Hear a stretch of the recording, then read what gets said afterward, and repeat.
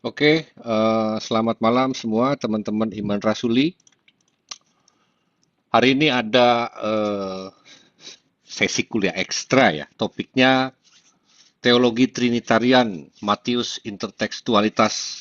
Aku menyertai kamu senantiasa. Matius 28 ayat 20 ya. Ini kan kuliah ekstra, jadi berbeda dengan pengajaran utama. Jadi tidak masalah ya. Untuk aturan-aturan yang biasanya di pengajaran utama itu kita tidak berlakukan di sini. Untuk nanti pertanyaan, seperti biasa ditanyakan ke Pak John Trevor. Nanti kalau ada yang putus, bisa kasih tahu di Telegram untuk masuk lagi. Ini nanti Zoom kita akan diaktifkan waiting room supaya supaya tertib begitu ya. Sebelum kita mulai, saya minta Pak Rino untuk pimpin doa, Pak. Silakan Pak Rino. Ya, mari kita satu di dalam doa, kita berdoa. Kami menaikkan syukur, terima kasih Tuhan Yesus untuk kebaikan-Mu bagi kami sepanjang hari ini. Engkau memberi kami kesempatan beraktivitas, bekerja, dan semua yang kami lakukan, kami bersyukur perlindungan-Mu. Pada malam hari ini kami berkumpul kembali untuk kembali belajar, dan Engkau memberkati waktu yang berjalan ke depan. Engkau memberkati semua perangkat yang kami gunakan, jaringan internet, semua bekerja lancar sampai selesai, dan Engkau memberkati Pak Deki selama memberikan materi, Engkau beri kesehatan, Engkau beri kemampuan, dan semua yang terbaik kami percaya Engkau sediakan kepada kami beberapa waktu ke depan sampai selesai. Kami serahkan pengajaran ini hanya di dalam tangan-Mu saja. Di dalam nama Tuhan Yesus kami berdoa. Amin. Amin. Amin. Ya, silakan Pak Deki. Ya, jadi selamat datang bagi yang baru pertama kali ikut kelas saya melalui Zoom. Memang ini saya umumkan melalui fitur komunitas di Verbum Veritatis. Jadi saya expect bahwa ada beberapa di antara saudara yang baru join dengan kami di Keluarga Iman Rasuli. Selamat datang. Kalau tertarik untuk mengikuti pengajaran yang sistematis, terstruktur, dan teratur, silakan mendaftar untuk mengikuti sesi pengajaran periode yang kedua.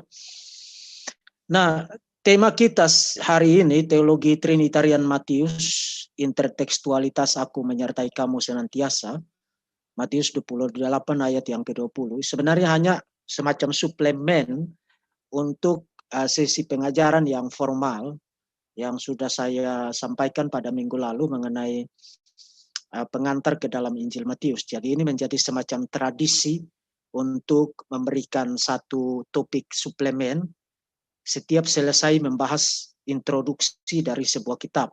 Sehingga kita dapat gambaran tentang kitab ini bukan hanya isu-isu yang terkait dengan latar belakangnya, tapi juga isinya tentang apa sih. Dan biasanya topik-topik yang saya pilih adalah topik-topik yang major di dalam kitab yang bersangkutan. Misalnya dari Injil Markus kemarin kita sudah bahas tentang motif New Exodus di dalam Injil Markus. Nah, kali ini saya akan bahas tentang motif Immanuel di dalam Injil Matius. Meskipun ini saya sudah bahas di dalam satu sesi kuliah terdahulu, dan itu bisa ditonton di channel saya tentang motif Immanuel di dalam Injil Matius. Tapi malam ini saya tidak akan terlalu banyak mengulangi materi itu. Saya akan fokus kepada kata-kata Yesus, janji dari Yesus, aku menyertai kamu senantiasa sampai kepada kesudahan zaman atau akhir zaman, yang terdapat di dalam ayat 20 Matius pasal yang ke-28. Dan itu saya belum bahas di dalam sesi kuliah terdahulu mengenai motif Immanuel. Dan karena itu supaya kita tidak membuang banyak waktu, saya akan share screen sehingga saudara-saudara bisa lihat screen saya. Sudah kelihatan? Ya, kelihatan. Oke, jadi seperti biasa kalau ada masalah soal audio dan gambar, itu tolong ingatkan saya supaya saya jangan libas terus padahal Bapak Ibu tidak dengar apa-apa atau lihat apa-apa. Nah, seperti yang dilihat di screen sekarang, Teologi Trinitarian Matius, intertekstualitas aku menyertai kamu senantiasa. Matius 28 ayat 20. Nah, bagi saudara-saudara yang masih tidak jelas tentang apa itu intertekstualitas, itu sebenarnya adalah istilah teknis untuk bicara tentang hubungan antara sebuah teks dari seorang penulis dengan teks yang lain yang memiliki ide atau gagasan yang sama. Sehingga kalau kita baca teks-teks itu secara bersamaan, maka kita akan dapat satu gagasan yang utuh mengenai apa yang dimaksudkan di dalam teks tertentu. Dan di dalam presentasi ini atau di dalam sesi ini, Bapak Ibu akan dapat contoh yang nyata mengenai apa yang dimaksudkan dengan intertekstualitas. Nah, bagi yang sudah sering ikuti sesi-sesi saya di YouTube maupun di KIR, saya kira sudah tidak asing dengan pendekatan ini. Dan saya juga perlu ingatkan saudara-saudara bahwa pendekatan ini bisa dikatakan saya merupakan orang pertama di Indonesia yang mempopularkan pendekatan ini. Karena memang riset kesarjanaan saya untuk magister itu, tesis saya itu, saya gunakan pendekatan ini. Dan pendekatan ini selain menolong kita untuk melihat kesatuan perjanjian lama dan perjanjian baru, saya selalu katakan the best commentary on the New Testament is the Old Testament. Bukan hanya itu, tapi dalam kaitan dengan apologetik, saudara ada di dalam sebuah diskusi mengenai Alkitab, membela kebenaran iman Kristen dari Alkitab dari serangan orang-orang non-Kristen, saudara akan menjadi tidak terkalahkan kalau saudara gunakan pendekatan ini. Karena begini, kecenderungan apologetika adalah orang ambil satu ayat, kemudian memberikan pembelaan kepada iman Kristen. Itu yang disebut dengan pendekatan proof text. Jadi ambil satu ayat dan seterusnya. Bukan berarti itu salah sama sekali, tapi coba saudara bayangkan ilustrasinya begini. Kalau saudara ngambil satu batang lidi, ngambil lagi satu batang lidi, kemudian saudara memperlakukannya sebagai batang-batang lidi yang terpisah, itu punya kekuatan yang full enggak? Tidak. Tapi begitu saudara combine semua batang lidi itu menjadi satu. Menjadi satu ikatan yang tidak terpisahkan. Lalu saudara pakai untuk tujuan yang hendak saudara raih, itu akan memiliki satu kekuatan yang lebih powerful. Nah, Alkitab itu juga kira-kira analogi seperti itu. Kalau saudara comot satu ayat, kemudian saudara baca sebagai ayat-ayat yang terpisah, itu sama seperti orang menyapu kotoran dengan satu batang lidi, dua batang lidi, dan seterusnya. Tapi Alkitab tidak dimaksudkan untuk begitu. Alkitab dimaksudkan untuk dibaca sebagai satu kesatuan yang utuh. Nah, begitu you membaca Alkitab sebagai satu kesatuan yang utuh, maka seketika argumenmu itu menjadi argumen yang powerful, sangat powerful, dan tidak terkalahkan. Nah, itulah yang dilakukan oleh pendekatan intertekstualitas. Menolong kita untuk melihat kesatuan perjanjian lama dan perjanjian baru sebagai satu unity, sebagai satu kesatuan yang koheren isinya. Nah, dalam kaitan dengan Injil Matius, sebelum saya bahas tentang Matius pasal 28, kita perlu mulai dari Matius pasal 1. Di dalam ayat 1, pasal 1, saudara ketemu kalimat ini. Inilah silsilah Yesus Kristus, anak Daud, anak Abraham. Itu adalah ayat pertama dari pasal 1 Injil Matius. Nah, dari deklarasi ini, saudara dapat gagasan bahwa Mesias yang disebut Yesus Kristus berasal dari keturunan Daud. Jadi kalau orang Yahudi pada masa itu bicara tentang Mesias sebagai the son of David, maka gagasannya adalah Mesias sebagai king, sebagai raja dari keturunan Daud. Itu janji itu secara jelas sudah dikemukakan oleh Yahweh kepada Daud di dalam 2 Samuel pasal 7. Menjanjikan satu dinasti yang tidak berkesudahan yang akan dipimpin atau diduduki oleh keturunan Daud. Kemudian nanti janji itu diulangi lagi, misalnya di dalam Mazmur pasal 2, kemudian di dalam Mazmur pasal 110 dan seterusnya, termasuk Yesaya pasal 7 ayat 14, Yesaya pasal 9 ayat yang ke-6 dan seterusnya. Yehezkiel pasal yang ke-34 dan seterusnya. Jadi deklarasi ini menandaskan gagasan mengenai Mesias sebagai Raja Davidik, Raja dari keturunan Daud. Tapi bukan hanya itu. Matius tidak hanya mengkaitkan kemesiasan Yesus dengan Daud, tapi dia kaitkan itu dengan Abraham. Nah, mengenai Abraham, apa yang saudara ingat? Saudara ingat di dalam Kejadian pasal 12 misalnya, kemudian nanti diulangi di dalam Kejadian pasal 15. Ada 3 janji yang diberikan kepada Abraham. Janji mengenai keturunan, kemudian janji mengenai land, tanah, kemudian janji mengenai blessing for the nations. Jadi dari keturunanmu, segala bangsa akan mendapatkan berkat.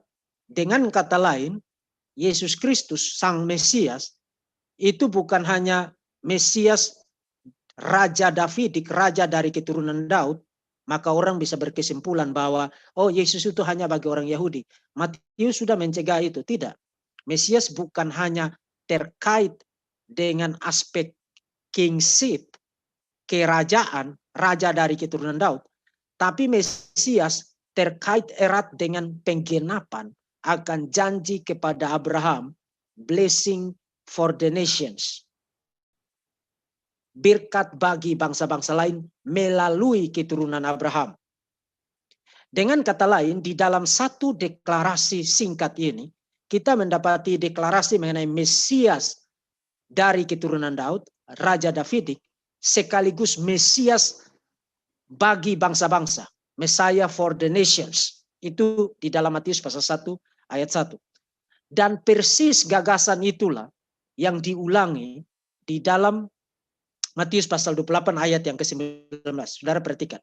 Yesus mendekati mereka dan berkata, kepadaku telah diberikan segala kuasa di surga dan di bumi. Bicara tentang authority. Dan ini paralel dengan gagasan mengenai Mesias sebagai raja dari keturunan Daud. You tidak bisa disebut raja kalau you tidak punya otoritas.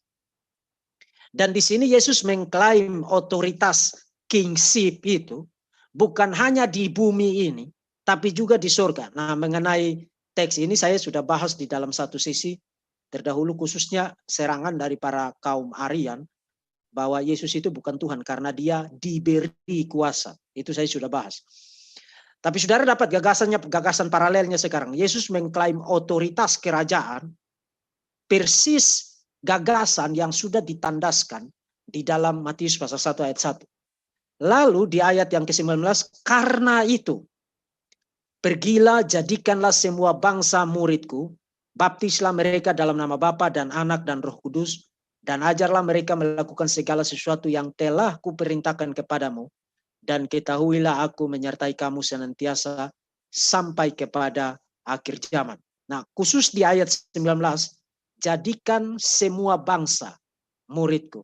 Tadi di pasal 1 ayat 1 dikatakan, Mesias bukan hanya raja dari keturunan Daud, tapi Mesias yang adalah raja dari keturunan Daud itu juga adalah Mesias bagi bangsa-bangsa. Jadi saudara lihat paralel gagasan antara Matius pasal 1 ayat 1 dan pasal 8, 28 ayat 18-19. Mesias sebagai raja, the son of David, kemudian Mesias sebagai Mesias bagi bangsa-bangsa, the son of Abraham. Itu dua gagasan itu dikombinasikan di dalam mandat paling akhir dari Yesus pasca kebangkitannya yang kita kenal dengan amanat agung. Segala kuasa telah diberikan kepadaku di surga dan di bumi. Kemudian jadikanlah segala bangsa muridku. Nah, inilah yang disebut dengan inklusio. Saudara, inklusio itu berarti satu gagasan yang sudah dikemukakan di awal, itu diulangi di bagian akhir dengan maksud bukan hanya mengapit segala sesuatu in between di antaranya, tapi dengan maksud untuk memberikan lensa membaca. Lensa membaca bagi kita untuk teks itu, untuk kitab yang bersangkutan. Dengan kata lain, kita akan gagal membaca Injil Matius kalau kita hanya berpikir bahwa Matius itu hanya bagi orang Yahudi, seperti klaim dari Muslim. Tidak.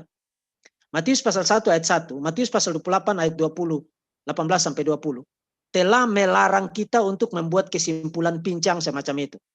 Karena Yesus adalah Mesias, anak Daud, raja keturunan Daud, dan karena itu dia Mesias bagi orang-orang Yahudi, tetapi dia bukan hanya Mesias bagi orang Yahudi, karena dia juga adalah the son of Abraham, anak Abraham, dan kepada Abraham dijanjikan bahwa melalui keturunannya berkat itu akan sampai kepada bangsa-bangsa. Dengan kata lain, Mesias bukan hanya Mesias bagi orang Yahudi, raja dari keturunan Daud, tapi sekaligus Mesias adalah raja dari keturunan Abraham yang melaluinya berkat itu sampai kepada bangsa-bangsa. Dan tidak heran di bagian akhir Injil Matius, Yesus memberikan mandat itu.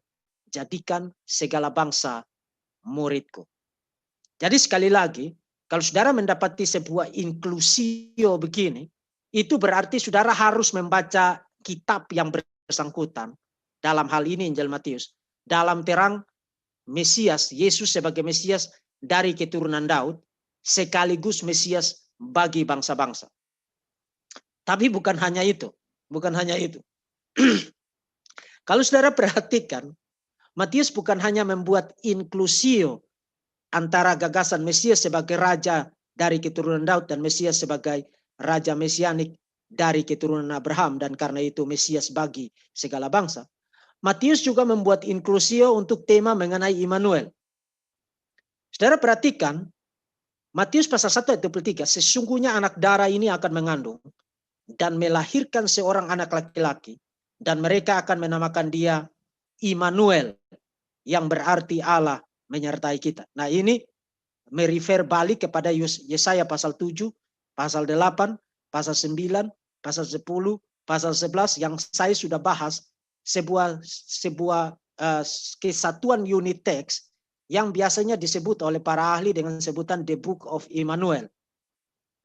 Nah, Injil Matius mengkaitkan Yesus dengan Immanuel yang dijanjikan di dalam The Book of Immanuel, Yesaya pasal 7 sampai dengan pasal 11, dan mengaplikasikan itu bagi Yesus. Anak ini adalah realisasi dari janji mengenai Allah hadir di tengah-tengah kita, hidup berdiam di tengah-tengah manusia, dan dia disebut sebagai Immanuel, Allah menyertai kita. Artinya Yesus adalah perwujudan dari divine presence, kehadiran ilahi.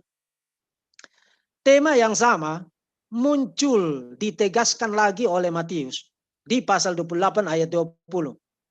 Dan ajarlah mereka melakukan segala sesuatu yang kuperintahkan kepadamu, dan ketahuilah aku menyertai kamu senantiasa sampai kepada akhir zaman. Jadi Yesus bukan hanya dideklarasikan sebagai Immanuel di pasal 1, tapi di pasal terakhir, paling terakhir dari Injil Matius, Yesus sendiri mengklaim bahwa dia adalah sang Immanuel itu, dan membuat itu menjadi konkret, menjadi lebih real, dengan mendeklarasikan promise, janji, bahwa kamu dimanapun, kapan saja, dalam kondisi apa saja, ingat, saya hadir di sana, menyertai kamu, bahkan sampai kepada kesudahan zaman. Tapi yang unik di sini adalah, di antara pasal 1 dan pasal 28, Matius mengemukakan lagi tema ini di pasal 18 ayat yang sebenarnya kalau saudara baca itu dari ayat 17 sampai dengan ayat yang ke-20. Kita hanya baca ayat 20. Sebab di mana 2 atau 3 orang berkumpul dalam namaku, di situ aku ada di tengah-tengah mereka. Jadi Yesus hadir di tengah-tengah orang-orang yang berkumpul di dalam namanya. Itu janji mengenai divine presence di dalam Matius pasal 18 ayat yang ke-20. Dan menarik adalah sebenarnya ide ini juga muncul di dalam tulisan para rabi, khususnya di dalam Misna. Di dalam Misna para rabi berkata bahwa 2-3 orang yang berkumpul dan berbicara tentang Torah, maka sekinahnya Tuhan, divine presence-nya Tuhan, itu akan hadir. Nah, kita tidak bisa menentukan apakah tradisi yang ada di dalam Misna itu lebih duluan dari apa yang dicatat di dalam Matius pasal 18 ayat 20, atau Yesus duluan ngomong itu, baru nanti tradisi di dalam Mishnah itu belakangan muncul. Kita tidak bisa menentukan itu, karena baik di dalam Mishnah maupun di dalam Talmud, itu tradisi-tradisi itu sulit ditentukan kapan pertama kali muncul. Meskipun dikodifikasikan itu mulai abad kedua sampai dengan klimaksnya abad ke-6 Masehi. Nah, jadi tema ini membingkai Injil Matius. Kita bukan hanya dapati di bagian awalnya, di bagian tengahnya, tapi juga di bagian akhirnya. Nah, kalau begitu, apa kaitan antara tema Immanuel dan Mesias bagi segala bangsa dan Mesias dari keturunan Daud? Sebenarnya saudara sudah bisa nangkap poin dari Matius. Begitu you baca Injil Matius, you harus ingat bahwa poin utama dari Matius adalah Mesias dari keturunan Daud, yaitu Yesus Kristus, dan Mesias bagi segala bangsa, yaitu Yesus Kristus, tidak lain adalah di embodiment, perwujudan dari janji kehadiran Yahweh di tengah-tengah umatnya. Jadi Mesias itu tidak lain adalah Allah itu sendiri yang hadir di tengah-tengah umat. Itu maksudnya. Dengan kata lain, begitu you baca Injil Matius, tidak baca Injil Matius dalam kaitan dengan tema besar itu merupakan garansi yang sangat pasti. Saudara akan menyimpangkan maksud Injil Matius. Entah dari teks manapun saudara quote. Atau saudara akan menciptakan gagasan yang tidak pernah dimaksudkan oleh Matius. Nah, itu adalah sebuah ulasan pengantar secara umum supaya saudara melihat sebenarnya Injil Matius itu tema utamanya apa. Dan kalau saudara sudah dapat gagasan utama dari kitabnya, maka saudara membaca isi Injil ini, saudara tidak akan loose, saudara tidak akan menyimpang kemana-mana, saudara tidak akan hilang.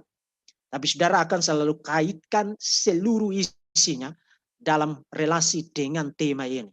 Mesias dari keturunan Daud, yang adalah Mesias bagi segala bangsa itu, tidak lain adalah Immanuel, Allah yang hadir di tengah-tengah kita dan menyertai kita. Itu Injil Matius. Nah, sekarang mari kita fokus kepada Matius pasal 28 setelah saya sudah letakkan konteksnya. Sekarang mari kita fokus kepada Matius pasal 28 ayat yang ke-20. Kita baca sekali lagi. Dan ajarlah mereka melakukan segala sesuatu yang telah kuperintahkan kepadamu. Dan ketahuilah aku menyertai kamu senantiasa sampai kepada akhir zaman. Saya akan fokus kepada janji ini. Aku menyertai kamu senantiasa sampai kepada akhir zaman. Saudara-saudara, kalau saudara gunakan pendekatan intertekstual, melihat bagaimana janji ini sudah muncul di dalam Perjanjian Lama, saudara akan dapat satu ide yang sangat spektakuler. Bukan hanya membuktikan tidak diragukan lagi Yesus adalah Yahweh itu sendiri yang menjadi manusia. Dan by the way, kalau saya bilang Yesus adalah Yahweh, jangan sampai ada yang salah paham bahwa kalau begitu Pak Diki sudah mengajar Wanes. Tidak. Wanes Pentekostalisme itu adalah Unitarian. Waktu kita mengatakan Yesus adalah Yahweh, Bapa adalah Yahweh, Roh Kudus adalah Yahweh, kita tidak bilang ketiganya itu pribadi yang satu dan sama. Tidak. Yesus adalah pribadi yang berbeda dari Roh Kudus, dari Bapa, tapi bukan tidak tiga Tuhan, melainkan satu Tuhan, satu Yahweh. Jadi satu Yahweh itu adalah esensi being yang dimiliki secara equal, setara, sama oleh tiga pribadi yang berbeda. Jadi kalau saudara perhatikan relasi intertekstual antara janji ini dengan Perjanjian Lama, saudara bukan hanya melihat bahwa Perjanjian Lama, Perjanjian Baru konsisten bahwa Mesias, Yesus adalah Yahweh yang menjadi manusia. Tapi juga saudara akan lihat bahwa janji ini konsisten dengan teologi Trinitarian dari Injil Matius. Dan by the way, saya sudah pernah katakan kepada saudara, kita bahkan bisa membuktikan doktrin Tritunggal dari semua kitab di dalam Perjanjian Baru. Jadi bukan comot-comot ayat loh. Tapi semua kitab di dalam Perjanjian Baru, 27 kitab itu, kalau saudara punya waktu, kita duduk 27 hari. Satu hari satu kitab, bahas tentang doktrin Tritunggal. Itu kita bisa buktikan itu dari semua kitab di dalam Perjanjian Baru. Nah, sebentar saya ngopi dulu. Sekarang mari kita lihat bagaimana relasi intertekstual dari aku menyertai kamu senantiasa sampai kepada akhir zaman. Janji semacam ini, janji penyertaan semacam ini, pernah dikemukakan oleh Tuhan kepada Yakub. Saudara baca di dalam Kejadian pasal 25 ayat 15. Sesungguhnya aku menyertai engkau dan aku akan melindungi engkau kemanapun engkau pergi. Dan aku akan membawa engkau kembali ke negeri ini. Sebab aku tidak akan meninggalkan engkau. Melainkan tetap melakukan apa yang kujanjikan kepadamu. Nah nanti di bagian akhir dari presentasi ini.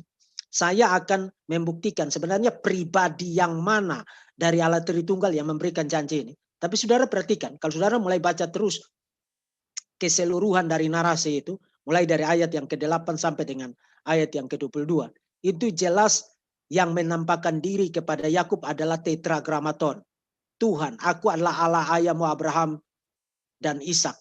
Jadi Yahweh sendiri yang menampakkan diri kepada Yakub. Dan saudara perhatikan di dalam bahasa Yunaninya. Kai idu ego met humon. Yesus juga mengatakan kai idu ego meta su. Nah, humon di situ engkau. Kemudian humon di situ kalian. Kemudian su di situ engkau tunggal. Karena ya janji itu diberikan kepada Yakub. Tapi bentuk tunggal itu diubah dengan bentuk jamaknya kalian, orang kedua jamak, humon. Karena itu adalah janji yang kali ini bukan untuk satu individu. Tapi diberikan kepada para murid Yesus, termasuk juga kepada semua orang percaya. Itu sebenarnya digunakan bentuk plural. Tapi konstruksi kalimatnya itu persis sama. Nah yang saudara lihat di bagian paling bawah itu adalah terjemahan Septuagintanya. Kai idu ego met humon, kai idu ego metasu. Aku menyertai kalian, aku menyertai kamu. Jadi yang dikatakan oleh Yesus adalah apa yang dikatakan oleh Yahweh di dalam Perjanjian Lama. Itu poinnya. Itu sebenarnya kalau saudara baca baca penafsir manapun, mereka akan kasih tahu saudara bahwa Yesus mengatakan hal-hal yang hanya boleh dikatakan oleh Yahweh di dalam Perjanjian Lama. Dalam banyak peristiwa dan dalam banyak kesempatan, kata-kata Yesus itu adalah kata-kata yang hanya dikatakan oleh Yahweh di dalam Perjanjian Lama. Kemudian bukan hanya kepada Yakub, tapi juga kepada Yeremia. Dan ini adalah sesuatu yang sangat spektakuler. Tetapi Tuhan berfirman kepadaku, janganlah katakan aku ini masih muda, tetapi kepada siapapun engkau kuutus, haruslah engkau pergi. Dan apapun yang kuperintahkan kepadamu, haruslah kau sampaikan. Persis seperti perintah kepada para murid. Ajarkan kepada mereka segala sesuatu yang telah kuperintahkan kepadamu. Kemudian saudara perhatikan ayat 8. Janganlah takut kepada mereka. Sebab aku menyertai engkau untuk melepaskan engkau. Demikianlah firman Tuhan. Itu kepada Yeremia. Kemudian bukan hanya kepada Yeremia. Tapi juga kepada Hagai. Kalau saudara baca Hagai pasal 1 ayat 13.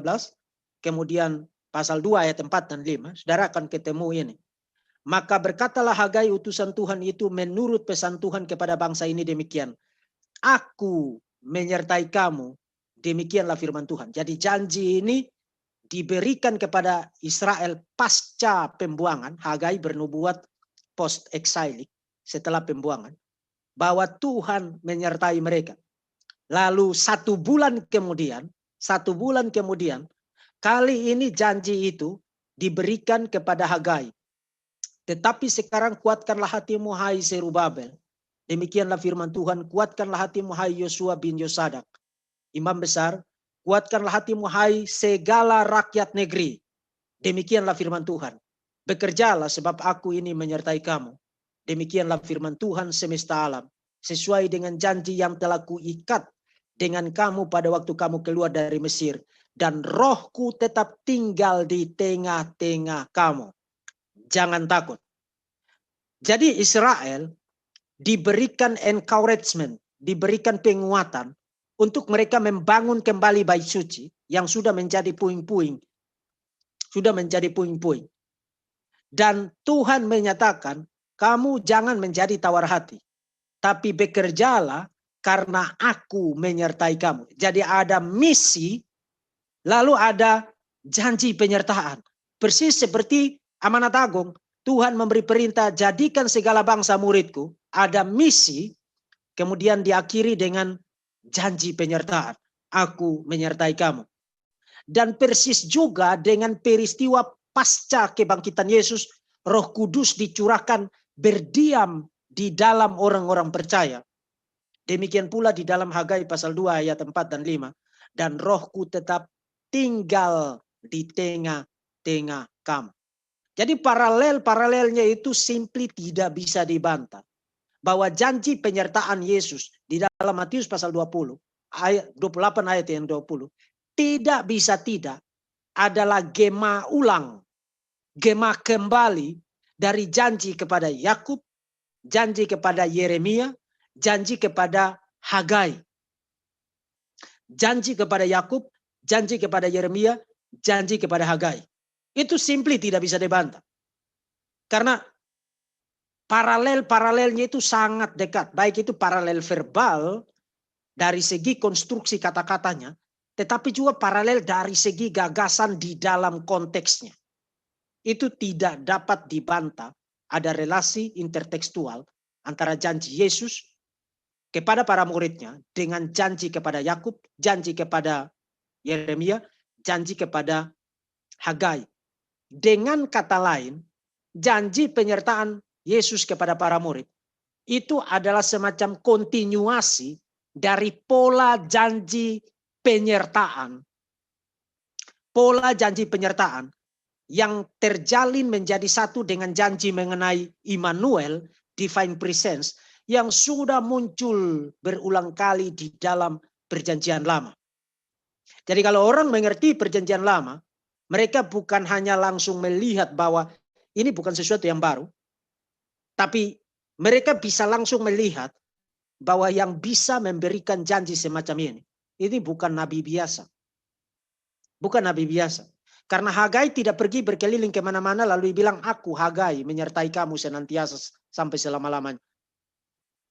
Yeremia juga tidak pernah pergi berkeliling kemana-mana lalu bilang, aku Yeremia menyertai kamu karena aku seorang nabi. Yakub juga tidak pernah ngomong begitu. Yang ngomong begitu selalu adalah Yahweh di dalam perjanjian lama. Dan sekarang kita mendapati Yesus memberikan janji yang persis sama seperti kepada Yakub, seperti kepada Yeremia, seperti kepada Hagai. Dengan kata lain, di dalam teks ini, bahkan ketika saudara hanya memperhatikan baris dari janji penyertaan itu saja, saudara bisa membuktikan tanpa bisa dibantah bahwa Yesus adalah Yahweh. Coba pikirkan begini. Kalau Yesus itu bukan Tuhan, lalu dia bilang, aku akan menyertai kamu sampai kepada kesudahan zaman, maka sekarang kita harus menyimpulkan, kalau Yesus bukan Tuhan ya, lalu dia ngomong begitu, kita harus menyimpulkan bahwa dia pertama, dia adalah orang gila, yang tidak tahu apa yang dia bicarakan, atau dia itu seorang pembohong. Dia membohongi para murid. Kenapa begitu? Karena untuk menyertai para murid sampai kepada kesudahan zaman, dibutuhkan atribut-atribut apa? You harus omnipoten, harus maha kuasa. Karena you tidak bisa menyertai para murid sampai kepada kesudahan zaman, kalau kamu itu manusia biasa. You harus maha kuasa. Tapi bukan hanya maha kuasa, you harus maha tahu. Karena you harus tahu mereka sedang ada di mana dan dalam kondisi apa. Jadi bukan hanya maha kuasa, tapi juga harus maha tahu. Tapi juga bukan hanya maha kuasa dan maha tahu, you harus maha hadir. Karena untuk merealisasikan aku hadir bersama-sama dengan kamu. Aku menyertai kamu sampai kepada kesudahan zaman. You harus omnipresent. Jadi omnipotent, omniscience, omnipresent diasumsikan, dipresaposisikan di dalam janji ini. Itu sebabnya tadi saya katakan, kalau Yesus bukan Tuhan, maka Yesus either adalah pendusta atau dia adalah orang gila. Tapi Yesus bukan orang gila, Yesus bukan pendusta, maka dia pasti adalah Tuhan. Itu yang bisa kita buktikan dari janji ini. Dan kalau dikombinasikan dengan pola janji penyertaan di dalam perjanjian lama, kepada Yakub, kepada Yeremia, kepada Hagai, di mana semua janji itu selalu yang kasih janji itu adalah Yahweh, maka tidak bisa disangkali, tidak dapat diragukan lagi.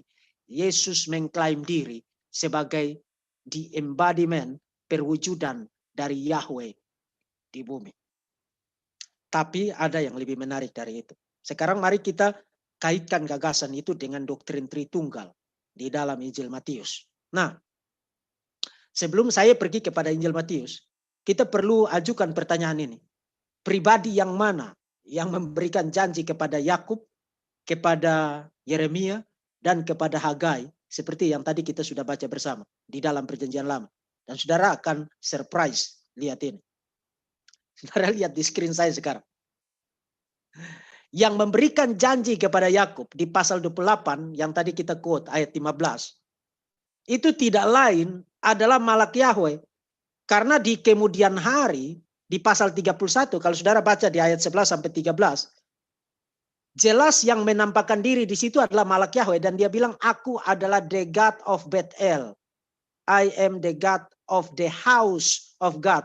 Dan Kejadian pasal 28 itu bicara tentang penglihatan Yakub melihat Tuhan di Bethel, di rumah Allah, di tempat yang disebut dengan Bethel. Dan Malak Yahweh di pasal 31 mengklaim sebagai akulah Tuhan, Tuhannya Bethel, dan akulah Tuhan yang menampakkan diri kepadamu di Bethel. Jadi yang memberikan janji kepada Yakub di dalam Kejadian pasal 28 itu siapa? Malak Yahweh. Kemudian Yeremia. Yeremia pasal 1 ayat 1 sampai 14 itu satu teks yang sangat spektakuler. Saya sudah beberapa kali membahas itu.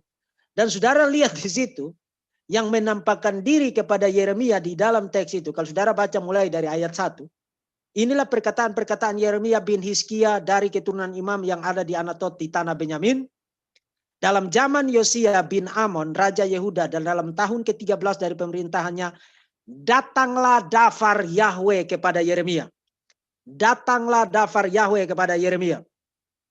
Kemudian kalau saudara baca terus sampai dengan ayat 14, dafar Yahweh itu bukan hanya dipresentasikan semata-mata sebagai sebuah personifikasi, tapi jelas itu adalah pribadi yang nyata. Karena di dalam 14 ayat pertama Yeremia pasal 1 itu bahkan dikatakan, dia mengulurkan tangannya dan menjamah tanganku. Artinya dafar Yahweh yang datang itu mengulurkan tangannya dan menjamah tanganku. Dan disebut sebagai Yahweh. Jadi dafar Yahweh yang menampakkan diri kepada Yeremia itu siapa? Pribadi. Pribadi yang nyata dan menyentuh tangan Yeremia. Dan disebut sebagai Yahweh. Itu Yeremia pasal 1. Kemudian Hagai, siapa yang menampakkan diri kepada Hagai? Kalau saudara baca, saudara akan terkejut di situ. Yang menampakkan diri kepada Hagai adalah pada tahun yang kedua zaman Raja Darius. Dan pada bulan yang ke-6 pada hari pertama itu, datanglah dafar Yahweh dengan perantaraan Nabi Hagai kepada Zerubabel bin Sealtiel. Jadi siapa yang datang dan berbicara kepada Hagai? Dafar Yahweh. Nah, sekarang mari kita satukan semua data ini menjadi satu konsep yang utuh. Apakah Malak Yahweh adalah pribadi yang sama dengan dafar Yahweh? Ya, itu saya sudah bahas itu di dalam presentasi saya mengenai Malak Yahweh seri yang ketiga. Karena dafar Yahweh juga sudah bicara kepada Abraham. Di dalam Kejadian pasal 15, Dan dari rentetan penampakan teofani kepada Abraham dimulai dari pasal 12 sampai dengan pasal 19, dafar Yahweh adalah pribadi yang satu dan sama dengan malak Yahweh. Jadi dafar Yahweh adalah malak Yahweh, dan surprise, Yesus adalah malak Yahweh atau dafar Yahweh yang menjadi manusia. Yohanes pasal 1 ayat 1 sampai 18 mengkaitkan Yesus dengan dafar Yahweh. Yesus disebut sebagai Logos. Yesus disebut sebagai dafar. Yesus disebut sebagai Memra. Itu prolog Injil Yohanes. Kemudian Markus pasal 1 ayat 2 dan 3 mengkaitkan malaikat pasal 3 ayat 1 yang datang adalah malak perjanjian, dan itu sesuai dengan nama yang diberikan kepada malaikat Yahweh di dalam Hakim-Hakim pasal yang kedua. Malaikat itulah yang mengadakan perjanjian dengan Israel, dan karena itu dia disebut sebagai malak perjanjian. Dengan kata lain, siapa yang memberikan janji penyertaan itu kepada Yakub, kepada Yeremia, kepada Hagai di dalam perjanjian lama? Yesus. Dan tidak heran janji yang sama diulangi lagi oleh Yesus kepada para muridnya, dan kali ini tidak hanya terbatas kepada individu tertentu seperti Yakub di dalam perjanjian lama, atau kepada individu tertentu misalnya Yeremia di dalam perjanjian lama, atau kepada Hagai dan Israel, satu bangsa saja seperti di dalam kitab Hagai. Tapi kali ini janji penyertaan itu diberikan kepada bukan hanya 12 orang murid, tapi kepada semua orang yang menjadi muridnya. Yesus berjanji, aku menyertai kamu senantiasa sampai kepada akhir zaman. Nah, sampai di sini premisnya kita sudah dapat. Yang memberikan janji ini adalah Yesus Kristus, pribadi kedua dari Allah Tritunggal. Bukan hanya di dalam Matius pasal 28 ayat 20, tapi juga di dalam perjanjian lama. Lalu apakah Yesus adalah pribadi yang satu dan sama dengan Bapa dan Roh Kudus menurut Matius? Itu jelas tidak. Jelas tidak. Bentar, saya akan matikan screen saya dulu. Karena argumen ini saya tidak perlu screen lagi. Jelas tidak, sebab di dalam Injil Matius, Yesus bukan hanya dikatakan lahir dari Roh Kudus, yang berarti Yesus bukan Roh Kudus. Jadi Rita Wahyu jelas membaca ayat itu secara sembarangan dan salah. Tapi kalau saudara baca secara naratif, bagaimana progres naratif dari Injil Matius.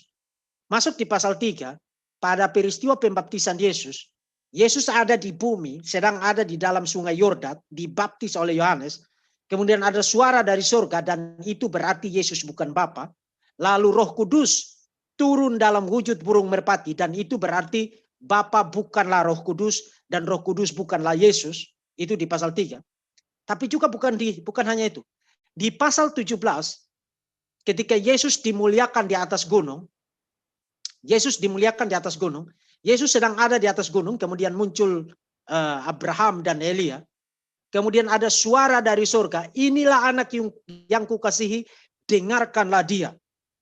Jadi Yesus pasti bukan Bapa yang berseru dari surga. Tapi ada satu elemen yang menarik di situ. Saudara kalau baca Matius pasal 27, saudara termasuk juga di dalam Injil Markus dan Injil Lukas. Apa yang terjadi ketika Yesus dimuliakan di atas gunung? Mereka dinaungi oleh awan.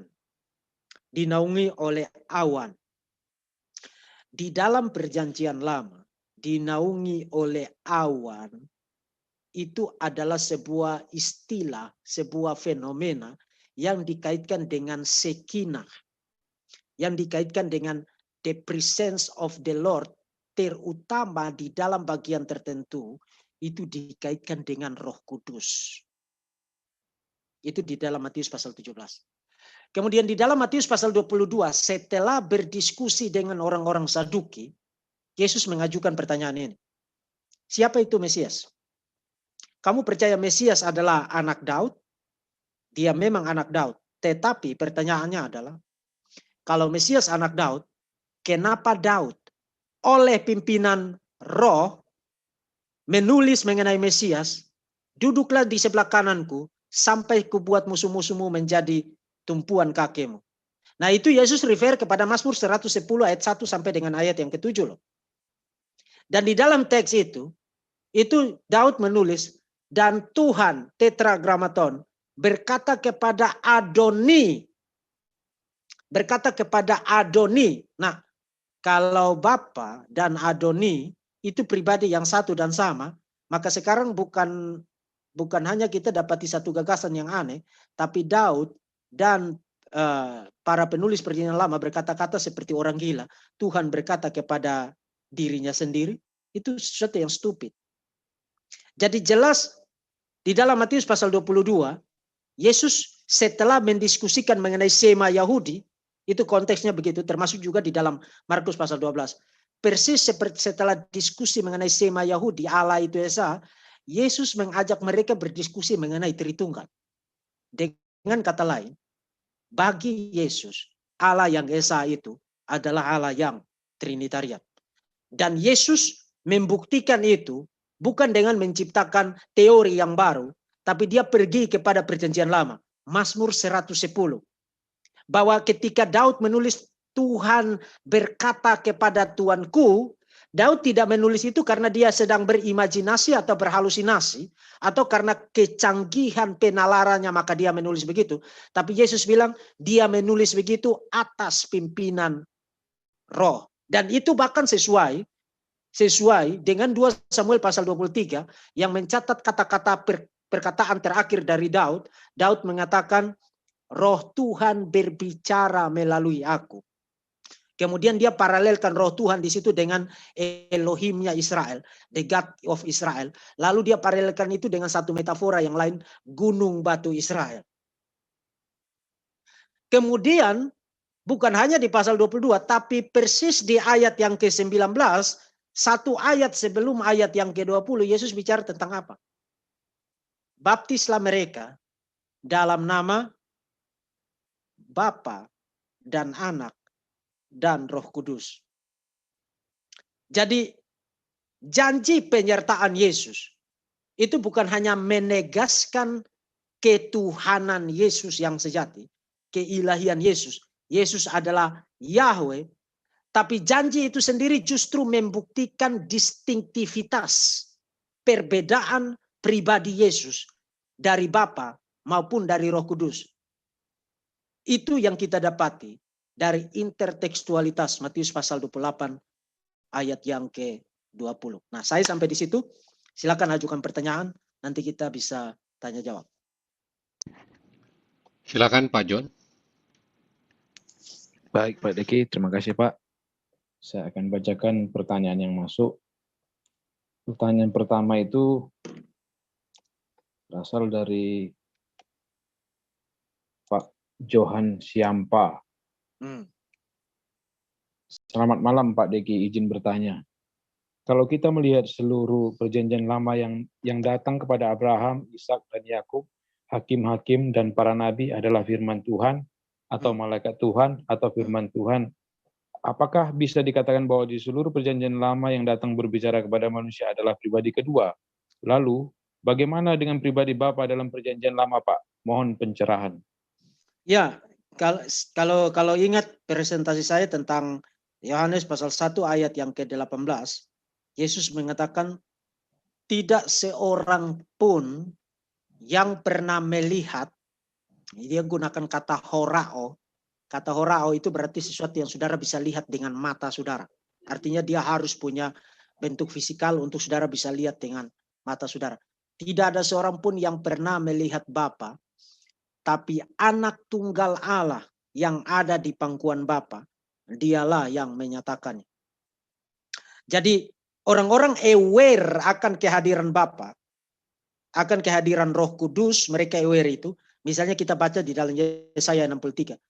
Tapi yang mereka bisa lihat, yang mereka bisa saksikan dengan mata kepala, bahkan berinteraksi, berbicara face to face dengan mereka. Misalnya di dalam Kejadian pasal yang ke-35, Yakub bilang, aku melihat Tuhan muka dengan muka. bergulat dengan Yakub, lalu dia namai tempat itu Peniel. Kemudian di dalam Kejadian pasal 16, Hagar menamai Tuhan itu El Roi, karena di sini kulihat dia yang melihat aku. Kemudian di dalam Kejadian pasal 15, dia bahkan makan loh. Muncul 3 orang, 2 diantaranya jelas itu malaikat, tapi yang satunya itu disebut dengan tetragrammaton. Dan Abraham kasih mereka makan dan dia makan. Jadi yang bisa dilihat dengan mata, hadir dalam wujud manusia, berbicara face to face dengan manusia di dalam perjanjian lama, selalu adalah pribadi kedua Allah Tritunggal, yang di dalam era itu disebut dengan sejumlah sebutan. Malak Yahweh, Dafar Yahweh. Oke. Baik, terima kasih Pak Deki. Pertanyaan kedua dari Pak Rusmanto. Pak Rusmanto bertanya, di awal penjelasan Pak Deki menyampaikan bahwa Matius menyampaikan gagasan yang sangat jitu mengenai kedatangan Yesus ke dalam dunia. Dari mana Matius mendapatkan gagasan yang jitu itu, Pak? Apakah ia merupakan salah satu ahli PL? Matius pasti tahu perjanjian lama, tapi sebenarnya gagasan itu sudah ada di dalam perjanjian lama. Itu sebabnya tadi saya katakan bahwa Matius menggunakan tema Immanuel sebagai tema utama mempresentasikan mengenai Yesus. Itu bukan dia dapatkan itu dari kemampuannya berpikir, tapi dia dapatkan itu dari pewahyuan di dalam perjanjian lama, terutama di dalam Yesaya pasal 7 sampai dengan pasal 11 yang disebut oleh para ahli sebagai pasal-pasal yang membentuk satu unit, satu kesatuan teks, dan mereka kasih nama unit itu The Book of Immanuel. Hal yang sama juga dikemukakan oleh para ahli mengenai Injil Matius. Injil Matius bisa disebut sebagai The Gospel of Immanuel, Injil Immanuel. Jadi dia dapatkan itu dari perjanjian lama, dan tentu saja karena dia diinspirasikan, dipimpin oleh Roh Kudus untuk menulis demikian.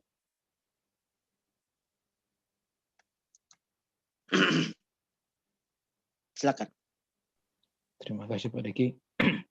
Pertanyaan selanjutnya dari Pak Jojo Hendricks. Di dalam Markus 16 ayat 16 menuliskan perintah Yesus bahwa siapa yang percaya dan dibaptis akan diselamatkan.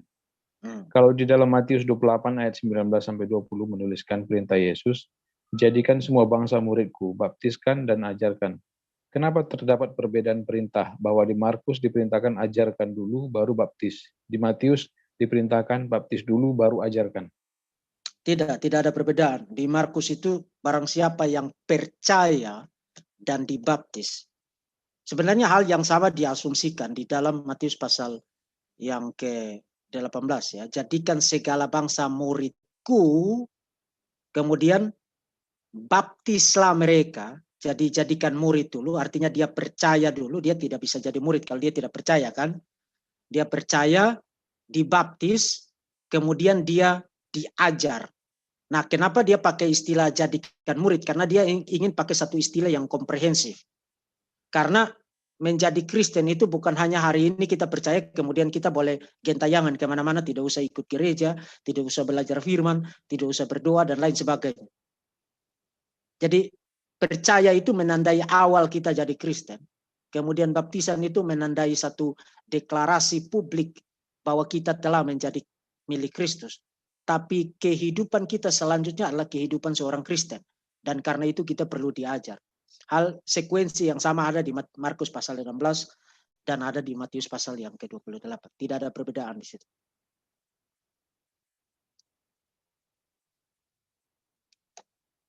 Terima kasih Pak. Pertanyaan selanjutnya dari Pak Gilbert. Pertanyaan dari Pak Gilbert. Salam Pak, saya mau bertanya, jika Injil tersebut diperuntukkan untuk segala bangsa, apa motif Tuhan Yesus mengatakan demikian kepada perempuan Kanaan ini di dalam Matius 15 ayat 24? Apakah ada tinjauannya Pak dari segi intertekstual dan teologi? Ya, ada. Dan itu saya sudah bahas di dalam video saya tentang untuk menjawab Sanio Munir tentang progres misi Yesus dari Israel kepada bangsa-bangsa lain. Itu sebenarnya Matius kembali lagi menggunakan pola perjanjian lama. Jadi saudara ingat, dia mulai dulu. Kalau dari kronologi siapa yang duluan? Abraham atau Daud? Abraham kan? Tapi yang menarik dari Matius pasal 1 ayat 1 adalah dia mulai dari Daud dulu, baru kepada Abraham. Jadi Mesias itu anak Daud, anak Abraham. Jadi Daud baru Abraham. Nah itu bukan sesuatu yang secara acak dilakukan oleh Matius. Tapi itu intensional. Kenapa? Karena misi Yesus sebagai Mesias di dalam Injil Matius itu dimulai dari Israel, baru kepada bangsa-bangsa lain. Dan itu sama dengan janji, sama juga dengan misi di dalam Perjanjian Lama. Ingat Israel waktu dipilih, Keluaran pasal 19 ayat 6, dipilih sebagai kerajaan imam. Nah apa fungsi imam? Fungsi imam adalah menjadi perantara antara Yahweh dan umat Tuhan. Nah Israel sebagai kerajaan imam berarti melalui Israel berkat dari Yahweh itu sampai kepada bangsa-bangsa lain. Dan persis seperti janji kepada Abraham. Melalui keturunanmu segala bangsa akan diberkati. Jadi dari Israel, dari orang-orang Yahudi kepada bangsa-bangsa lain. Paulus juga menggunakan formulasi itu. Roma pasal 1 ayat 16. Pertama-tama orang Yahudi, kemudian orang Yunani. Jadi percakapan Yesus dengan perempuan Siro-Fenesia, kalau gunakan istilah dari Markus, atau perempuan Kanaan, kalau gunakan istilah dari Matius, itu tidak berarti bahwa Yesus menolak untuk memberkati orang-orang non-Yahudi melalui pelayanan kemesiasannya. Bahkan kalau saudara baca narasi itu, Yesus menyembuhkan anak itu, bukan? Tapi narasi itu ditulis demikian untuk mengikuti pola misi di dalam Perjanjian Lama. Misalnya begini, kalau saudara ikuti Perjanjian Lama, fokus Tuhan itu adalah kepada Israel. Tapi di sana sini 1-2 kali non-Israel itu ikut menikmati berkat kavenan itu. Contoh paling jelasnya adalah Rahab, perempuan yang ada di Yeriko, pelacur yang ada di Yeriko. Kemudian Ruth, yang nanti darinya Daud berasal. Jadi 1-2 kali ada figur-figur tertentu yang non-Israel, tapi mereka menikmati berkat kavenan. Nah kenapa Tuhan mengizinkan itu? Karena nanti kalau saudara baca Yesaya pasal yang ke-40 sampai dengan 66, saudara akan lihat janji itu mulai dikasih jelas. Mesias itu datang dan akan menjadi terang bagi bangsa-bangsa. Jadi orang-orang itu meskipun belum saatnya di dalam Perjanjian Lama, belum saatnya mendapatkan fokus dari berkat kavenan itu. Tapi 1-2 kali ada orang-orang tertentu yang sudah diberkati sebagai antisipasi penggenapannya di kemudian hari. Nah hal yang sama di dalam kitab-kitab Injil. Fokus Yesus masih kepada Israel selama dia masih di bumi. Fokusnya masih kepada Israel. Tapi 1-2 kali Yesus memperluas berkat kavenan itu bukan hanya kepada orang-orang Yahudi, tapi juga kepada orang-orang non-Yahudi. Misalnya orang-orang yang kerasukan setan di Gerasa, kemudian perempuan Siro-Fenesia itu, kemudian anak dari perwira itu, yang adalah seorang Romawi. 1-2 kali orang-orang non-Yahudi itu sudah menikmati berkat itu. Tetapi klimaks dari penggenapan penjangkauan yang universal itu baru dilakukan setelah Yesus bangkit dari kematian. Dan itu sesuai dengan pola yang ada di dalam Perjanjian Lama.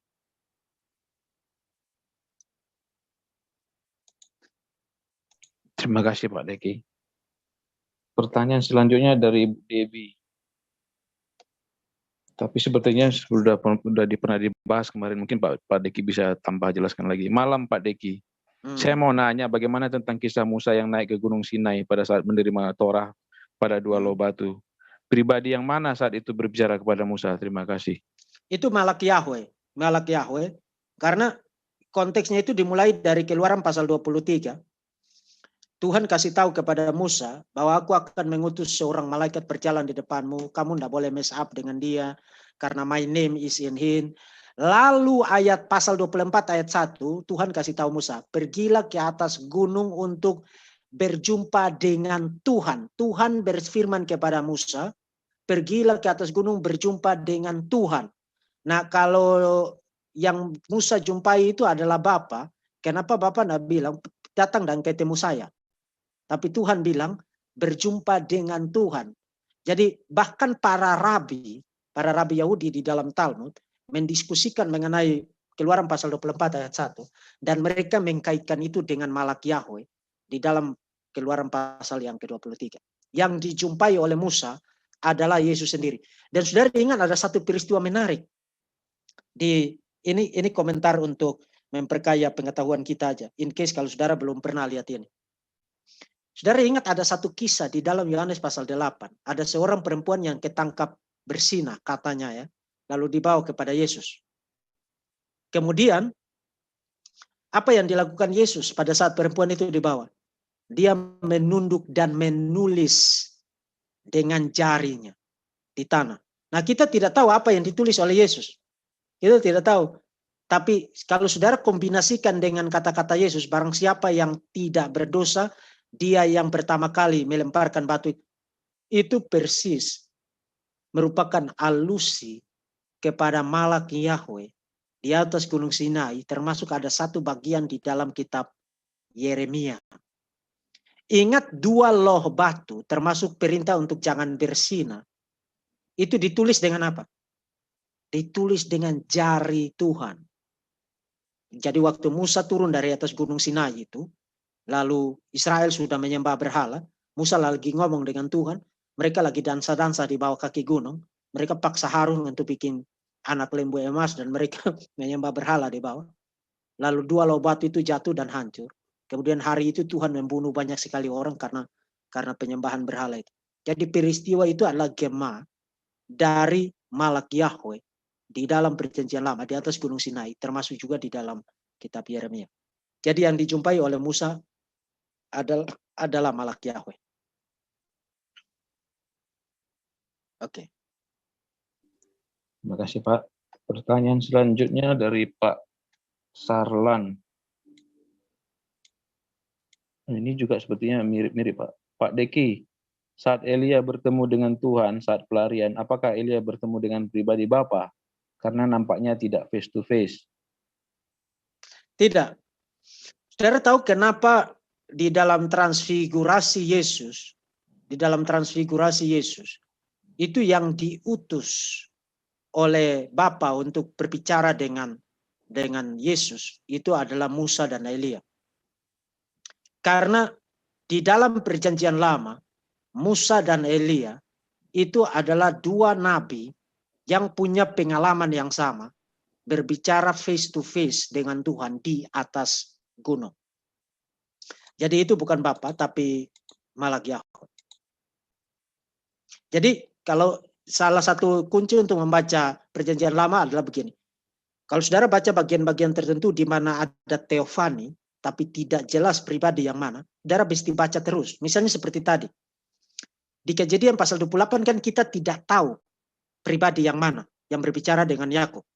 Hanya dikatakan Tuhan menampakkan diri kepada Yakub di Betel, di rumah Allah. Tapi nanti di pasal 31 baru diklarifikasi. Ketika Malak Yahweh menampakkan diri, Malak Yahweh bilang, akulah Tuhan dari Betel yang menampakkan diri kepadamu di Betel, di the house of God. Jadi kalau saudara baca teofani di dalam perjanjian lama, lalu saudara bingung, ini apakah ini Bapa ini? Saudara baca aja terus, saudara akan ketemu itu siapa nanti. Oke. Baik, Pak. Pertanyaan selanjutnya dari Pak Johan Syampa. Izin bertanya Pak Deki. Dalam perjanjian lama, Allah selalu muncul dalam sebutan Allah Abraham, Allah Ishak, dan Allah Yakub. Ada beberapa penafsiran yang menghubungkan ini dengan Allah Tritunggal. Apakah benar Pak? Jika benar, bagaimana paralel dan hubungannya Pak Deki? Terima kasih. Itu menarik untuk dipikirkan karena ada 3 patriark, kemudian ada Allah Tritunggal. Kelihatannya ada hubungan, tapi saya belum melihat. Karena kita bukan hanya sekadar membuat paralel berdasarkan ada 3 orang lalu ada 3 pribadi, tidak. Tapi harus ada relasi kontekstual, apa gitu dalam bentuk paralel verbal atau dari segi konteksnya seperti yang tadi saya perlihatkan kepada saudara untuk membuat kesimpulan itu. Itu saya belum pernah lihat ada argumen. Ya, saya pernah baca itu, tapi saya belum pernah lihat ada argumen yang meyakinkan untuk membuat kaitan itu. Bagi saya sebutan itu adalah sebutan yang sangat penting, terutama bagi Israel, karena Abraham, Ishak, dan Yakub adalah para patriark yang sangat penting, yang mengawali identitas Israel, sebagai umat covenant.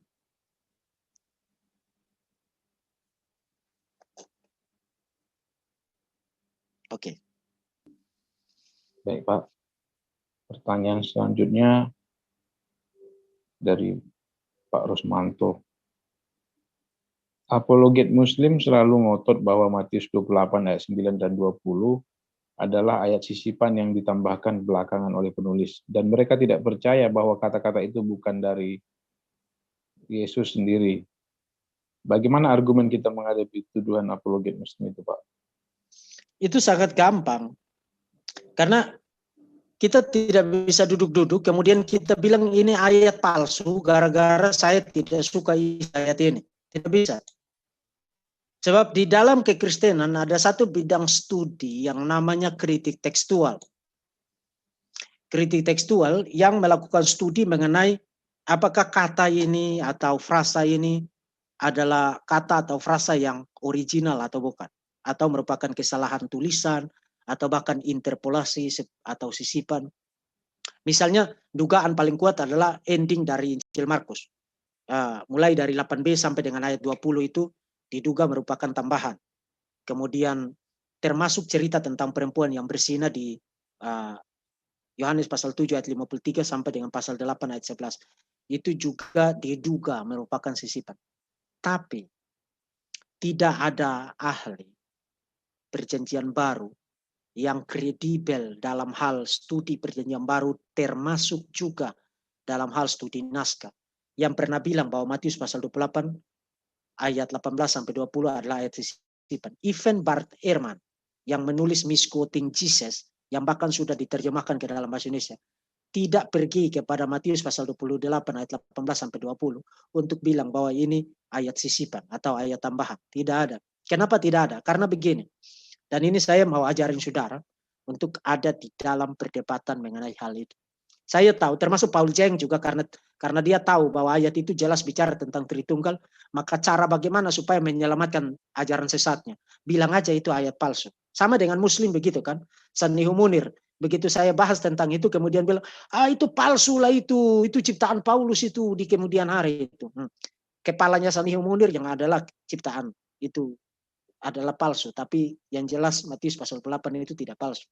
Karena begini, untuk menentukan apakah sebuah teks itu asli, original, atau kesalahan salinan, atau sisipan, ada dua bukti yang harus dilakukan. Dua pembuktian yang harus dilakukan. Bukti eksternal dan bukti internal. Nah, bukti eksternal itu apa? Bukti eksternal adalah bukti manuskrip. Apakah bagian itu selalu ada di dalam manuskrip-manuskrip yang dianggap kuat? Itu yang pertama. Kedua, apakah bagian itu di-quote oleh bapak-bapak gereja? Karena ingat, bukti perjanjian baru dan perjanjian lama itu bukan hanya bukti manuskrip, tapi kita punya lebih dari 1 juta kutipan perjanjian baru di dalam tulisan bapak-bapak gereja. Itulah sebabnya Bruce Metzger mengatakan, kalaupun kita tidak punya lebih dari 5.000 salinan perjanjian baru, manuskrip itu, 5.800-an salinan. Kalaupun kita tidak punya itu, kita masih tetap secara meyakinkan bisa merekonstruksi isi perjanjian baru hanya berdasarkan kutipan dari bapak-bapak gereja. Uang lebih dari 1 juta kutipan. Kemudian yang ketiga, orang mengecek apa yang disebut dengan leksioneri. Leksioneri itu misalnya seperti sekarang, saudara pergi ke gereja lalu ada buku acara, lalu di bawahnya itu daftar bacaan mingguan. Nah, kalau sekarang kan kita cuma nyebut ayat dan pasalnya kan. Tapi leksioneri itu mereka nyebut isi dari ayat-ayat yang menjadi bahan bacaan jemaat. Itu disebut leksioneri. Jadi ada 3 elemen spesifik di dalam pembuktian eksternal untuk membuktikan keaslian sebuah teks. Manuskrip, kemudian bapak-bapak gereja, dan leksioneri. Nah, dari segi bukti eksternal, Matius pasal 28 ayat 18 sampai 20 itu ada di dalam manuskrip-manuskrip yang dianggap reliable, ada di dalam kutipan bapak-bapak gereja, ada di dalam leksioneris. Jadi, you tidak bisa datang, kemudian menghayal dan mengatakan hanya gara-gara isinya tidak cocok dengan teologi kamu, atau isinya merupakan ancaman bagi ajaran sesatmu, maka kamu bilang ini ayat palsu. No. Otakmu yang palsu, tapi ayat itu bukan ayat palsu. Kenapa? Karena tidak ada bukti manuskrip, tidak ada bukti quotation dari bapak-bapak gereja, tidak ada bukti leksioneri yang mengharuskan kita mengatakan ayat-ayat itu adalah ayat palsu. Itu yang pertama. Yang kedua, bukti internal. Jadi bukti eksternal itu ada 3, manuskrip, bapak-bapak gereja, dan leksioneri. Saudara perlu catat itu loh, karena itu sangat penting. Saudara akan ketemu tuduhan begitu terus. Akan ketemu itu. Begitu mereka tidak suka satu ayat, mereka akan bilang itu ayat palsu. Nah, saudara perlu kasih tahu mereka untuk menentukan palsu dan tidak palsu itu ini kriteria-kriterianya. Dan objektif. Ada parameter-parameternya. Tidak asal ngecap. Pembuktian yang kedua adalah pembuktian internal. Yaitu, apakah isi dari teks yang sedang diperdebatkan itu koheren dengan isi seluruh kitab itu atau tidak. Dan kalau saudara dengar penjelasan saya tadi, Matius pasal 28 ayat 18 sampai 20 itu nyambung nggak? Koheren nggak dengan seluruh isi Injil Matius? Nyambung banget, karena itu bahkan membentuk satu inklusio yang kalau tidak ada bagian itu maka Injil Matius itu tidak lengkap. Jadi baik dari segi bukti eksternal maupun dari segi bukti internal, Matius pasal 28 ayat 18 sampai 20 itu tidak ada secuil pun keraguan untuk kita berkesimpulan bahwa itu ayat tambahan. No. Itu original. Itu kata yang sekarang lagi viral itu masih ting-ting. Tidak ada keraguan, tidak ada keraguan.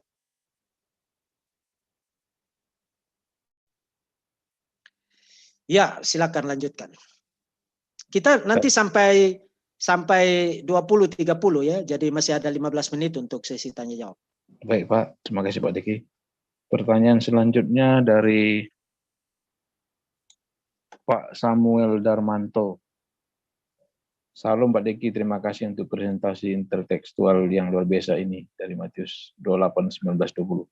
Pertanyaan saya adalah, seperti apakah konsep berpikir dari para patriark dan nabi-nabi dalam PL ketika mereka didatangi Malak dan Dafar Yahweh dalam kaitannya dengan Allah Tritunggal?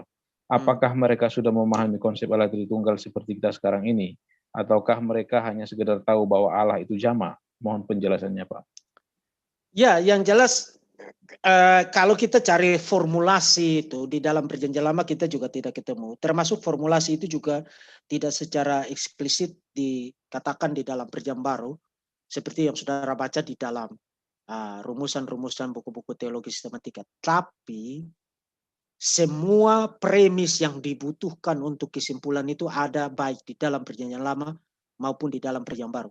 Nah, mengenai mereka yang ada di dalam perjanjian lama, saya lebih suka menggunakan istilah experiential trinitarian.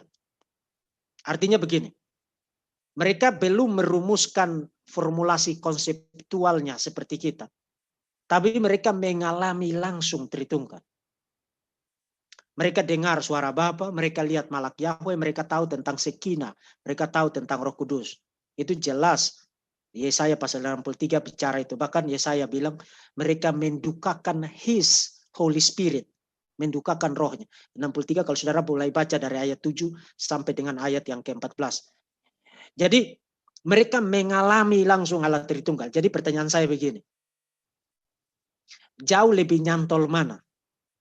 Saudara baca formulasinya di buku-buku tekstual atau saudara langsung ngalamin? Kalau saudara langsung ngalamin, saudara masih butuh formulasi itu enggak? Saudara enggak butuh. Uang ini saya lihat, saya bercakap-cakap dengan dia tiap-tiap hari. Dia langsung menampakkan diri kepada saya. Sekarang ini kita butuh banyak formulasi. Karena kita nggak ngalamin langsung seperti mereka. Jadi kita tidak lebih pintar dari mereka. Mereka langsung mengalami itu. pengalaman yang nyata, pengalaman yang real. Misalnya seperti Abraham. Duduk dan makan sama-sama loh. Ngomong face to face loh dengan Yakub. Bergulat malah. Dengan Musa. Dengan Gideon. Dengan Yosua. Dengan Manoah dan istrinya. Jadi mereka jauh lebih kerasa ya mengalami Tritunggal dibandingkan dengan kita. Mereka diberikan privilege untuk langsung mengalami itu. Meskipun mereka belum muncul dengan formulasi-formulasi seperti itu. Nah begini saudara-saudara. Jangan sampai saudara berpikir, oh kalau begitu kita tidak butuh formulasi. Butuh. Kenapa butuh? Karena kita berada dalam konteks yang mengharuskan kita membutuhkan itu. Ingat kita berhadapan dengan banyak pandangan alternatif mengenai Tuhan di sekitar kita. Dan karena itu kita membutuhkan formulasi-formulasi ini untuk ngasih tahu mereka. Ini loh yang membedakan kami dengan kamu itu ini loh. Misalnya sekarang ini kita berhadapan dengan Wanes, dengan Arian, dengan para saksi Yehova. Nah untuk memperlihatkan bahwa ajaran uniknya kekristenan mengenai Tuhan itu bagaimana? Ya kita butuh formulasi. Formulasi bukan hanya untuk merangkum dan meringkas secara faithful, secara setia ajaran Alkitab. Tapi juga sekaligus ngasih tahu kepada dunia dan ngasih tahu kepada para pengajar sesat itu. Kamu itu bukan kami dan kami bukan kamu. Karena kami punya ajaran itu begini. Ajaranmu itu begini kan, kami itu begini. Jadi butuh. Konteks mengharuskan kita untuk memerlukan formulasi itu.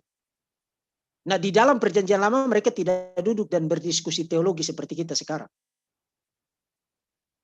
Tapi kita sekarang hidup dalam satu konteks dan bahkan itu sudah dimulai dari masa para rasul dan juga bapak-bapak gereja, bapak-bapak apostolik kemudian bapak-bapak gereja sampai sekarang.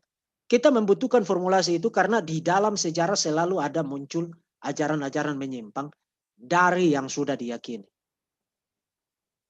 Jadi kita tetap butuh itu. Oke. Terima kasih Pak Deki. Pertanyaan selanjutnya dari Bapak Dolino Viedo. Sepertinya ada beberapa pertanyaan ini Pak. Pak Deki, apakah perintah agung di Matius 28 ini terjadi bersama dengan momen kenaikan Yesus di Kisah Para Rasul? Mengapa Matius tidak menyebutkan nama bukitnya? Apakah bukit di Matius 28 adalah Bukit Zaitun? Terkait dengan Bukit Zaitun, apakah Yesus akan datang kedua kali di Bukit Zaitun mengacu ke Zakaria 14? Tidak. Jadi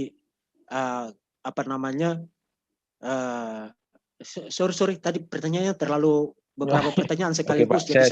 Oke, Pak. Jadi saya mau jawab yang mana tinggal yang mana. Sorry, tolong baca ulang Pak. Mengenai perintah agung di Matius 28 itu ini terjadi bersama-sama dengan momen kenaikan Yesus di Kisah Para Rasul enggak Pak? Saya jawab itu dulu. Iya, Pak. Itu terjadi momen yang sama tapi kenaikan itu kan pasca Yesus memberikan amanat agung itu. Jadi itu momen yang sama. Yes. Kemudian mengapa Matius tidak menyebutkan nama bukitnya?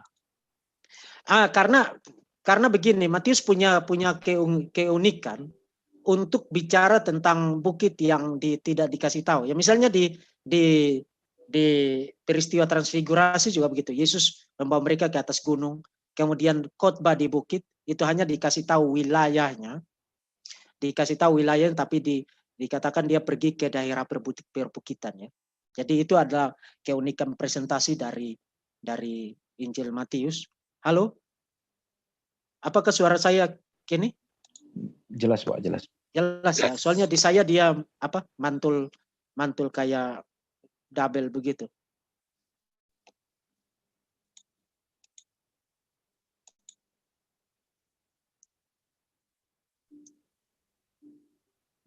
Lalu apakah Yesus datang di atas Bukit Zaitun? Itu pertanyaan selanjutnya kan? Iya Pak. Nah tidak. Itu membaca secara literalistik ya. Itu sulit untuk membackup gagasan semacam itu. Karena itu berarti nanti Yesus datangnya di Israel sana. Lalu kita bagaimana? Yang jelas kalau saudara baca di 1 Tesalonika Itu kedatangan Yesus itu di-recognize oleh semua orang ya. Artinya itu satu peristiwa yang sangat akbar sehingga semua orang di seluruh dunia itu bisa recognize itu. Itu sesuatu yang bisa dikenali secara universal. Nah, saya tahu bahwa orang-orang yang membuat teori semacam itu adalah orang-orang terutama dari mereka yang dispensasionalis, yang yang sangat cinta luar biasa dengan Israel dan segala sesuatu yang berbau keyahudian. Nah, bukan berarti kita membenci orang-orang Yahudi ya. Tapi kita harus ingat bahwa obsesi semacam itu adalah obsesi yang lebih mewakili sentimen emosional ketimbang gagasan yang bisa di backup dari eksegesis dan teologi yang sehat dari kitab suci. Oke, next. Dari pertanyaan Masih 6 menit lagi ya. Baik, Pak. Saya pernah mendengar bahwa Matius 28 memiliki tipologi dengan Musa. Sampai sejauh mana tipologi tersebut, Pak? Oh iya, ya, betul. Karena ingat Matius itu membuat ada satu tema besar lagi yang lain, yaitu hubungan antara Yesus dan Matius yang sangat jelas dipresentasikan oleh Matius. Yesus sebagai Musa yang baru, but greater than Moses. New Moses, but greater than Moses.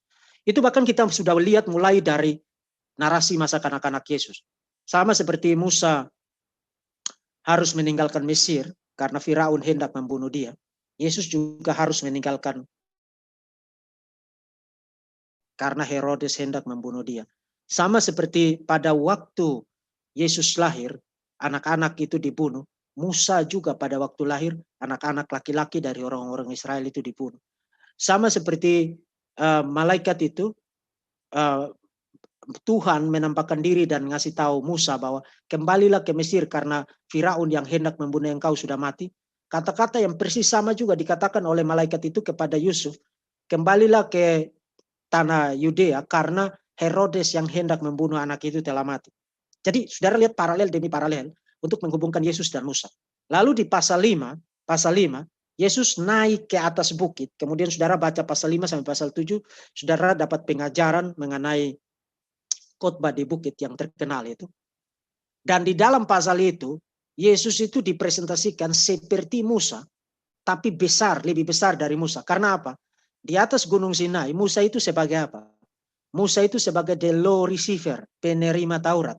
Di atas gunung itu Yesus sebagai apa? The law giver, pemberi Taurat. Karena Yesus tidak kuat Tuhan, malah bikin otoritas sendiri. Kalau saudara baca di dalam Matius pasal 6, Yesus berulang kali bilang begini, kamu telah mendengar firman, tetapi aku berkata kepadamu. Kamu telah mendengar firman, tetapi aku berkata kepadamu. Itu berulang kali di dalam Matius pasal 6. Kemudian di pasal yang ke-17, kembali lagi Yesus dimuliakan di atas gunung, dan siapa yang ada di sana? Musa dan Elia. Tapi tidak seperti Musa, Yesus dideklarasikan sebagai the unique son of God. Inilah anak yang kukasihi, dengarkanlah dia. Dan nanti dikaitkan lagi dengan bukit di atas Matius pasal yang ke-28. Jadi tipologi Matius yang sangat dominan adalah tipologi New Moses. Yesus sebagai the New Moses, but greater than Moses. Itu Matius. Jadi itu betul Pak, itu tipologi, salah satu tipologi yang sangat dominan di dalam Injil Matius. Nah, kenapa Matius harus bikin tipologi itu? Itu terkait dengan kepentingan audiens juga loh. Karena pada masa hidup Yesus, kalau saudara tanya kepada orang-orang Yahudi, siapa nabi terbesar di dalam perjanjian lama? Mereka tidak pakai tarik napas, mereka akan langsung jawab, Musa. Nah, Matius ingin bilang begini, oke, kamu percaya Musa adalah nabi terbesar.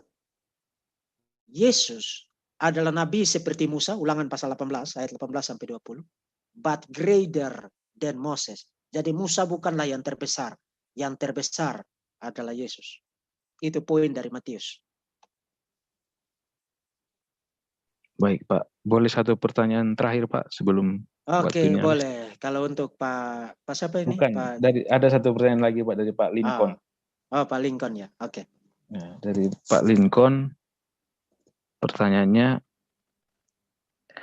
premis ajaran sesat oneness, Bapa juga kembali turun dalam wujud burung merpati atas Yesus dan wujud lidah-lidah api atas para rasul.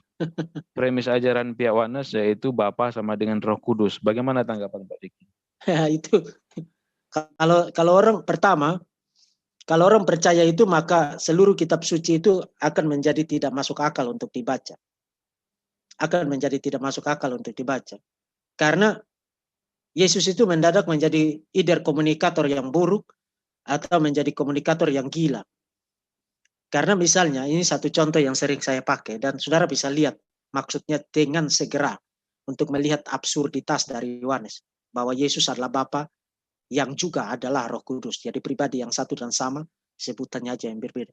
Yohanes pasal 14, aku akan meminta kepada Bapa, jadi aku, Yesus, meminta kepada Bapa. Bapa di situ siapa? Menurut Yohanes, dirinya sendiri. Jadi aku meminta kepada Bapa, yaitu diriku sendiri, untuk mengutus seorang penolong yang lain.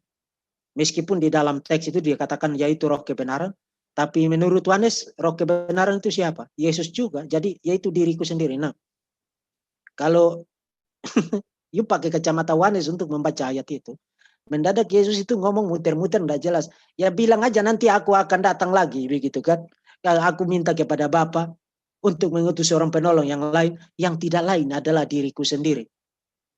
Saudara bisa lihat nggak, itu absurd banget begitu. Itu sangat-sangat absurd. Jadi Yohanes Pentekostalisme berakhir dengan absurditas yang kalau saudara pakai sebagai lensa untuk membaca Alkitab, mendadak saudara akan mendapati Alkitab berbicara secara tidak waras. Itu ajaran yang sangat luar biasa menyimpang dari firman Tuhan. Saya menyebut ajaran itu sebagai teologi blender.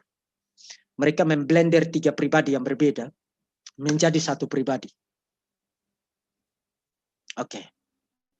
Pas 2.30. Baik, Pak Diki, saya kembalikan ke moderator Pak Andre. Silakan Pak. Baik, jadi sudah sampai selesai ya, sampai di sini kuliah ekstranya. Untuk yang baru, kalau mau daftar untuk pengajaran utama, silakan daftar di grup. Nanti ada formnya. Sebelum ditutup, saya persilakan Pak Rino, seperti biasa, pimpin doa penutup. Ya, mari kita satu di dalam doa. Terima kasih Tuhan Yesus untuk waktu yang Engkau beri. Kami sudah belajar dan kami dicerahkan. Kami percaya terus Engkau memberikan kepada kami pikiran yang waras, pikiran yang sehat, untuk mengerti akan Engkau, dan kami bersyukur sampai selesai Engkau memberikan semua yang terbaik bagi Pak Deki untuk menyampaikan kepada kami. Kami memberkati Pak Deki di dalam segala aktivitas, Engkau memberkati di dalam rumah tangga, memberkati sebagai pemimpin di kampus Upretes. Kami memberkati semuanya, semua akan ada dalam perlindungan-Mu. Kami percaya apa yang kami terima, Roh Kudus Engkau tolong kami untuk ingatkan kepada kami, masuk di dalam hati dan di pikiran kami. Sebentar kami berpisah, Engkau memberkati aktivitas kami selanjutnya. Kami akhiri sesi pengajaran ini di dalam nama Tuhan Yesus. Amin. Amin. Oke, saya pamit Bapak Ibu, terima kasih telah hadir di dalam kelas ini. Tuhan memberkati. Terima kasih Pak Deki. Terima kasih Pak Deki. Terima kasih Pak Deki. Selamat malam. Selamat malam.